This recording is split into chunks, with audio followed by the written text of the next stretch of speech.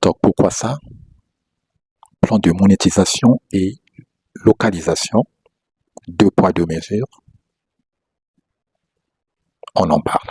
Peut-être qu'il vous manquerait le courage de dire foutez le camp ou sortez de là, me rappelant les propos du Ray Silveria, lieutenant général de l'armée américaine, des propos durs tenus à l'encontre ou face aux soldats de son unité, pour ne pas dire d'une manière générale, dénonçant certains propos.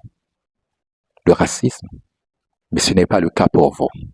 C'est juste une parenthèse. Dans le programme de monétisation TikTok, il reconnaît à peine 20, 25, sinon 30 pays dans le monde, en pays d'Europe, d'Amérique et en Afrique également. Et alors, lorsque nous regardons sur les 150 pays existants, bon nombre ne sont pas exclus. Mais pourtant, la plupart de ces pays, par leurs habitants, ont des comptes TikTok. Je pourrais dire, ils sont marginalisés.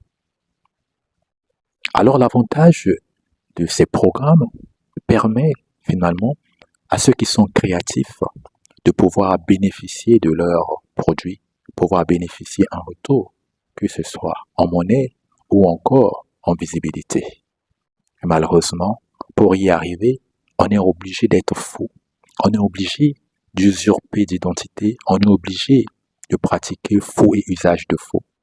Je suis en train de me demander, est-ce que, en tant que créateur de contenu, appelé à manifester la morale, l'éducation dans de telles circonstances, mais on est obligé d'être faux, tout simplement parce que on veut se conformer et bénéficier des droits que TikTok donne à d'autres personnes ou à d'autres pays. Pendant ce temps, nous accomplissons tous le même travail.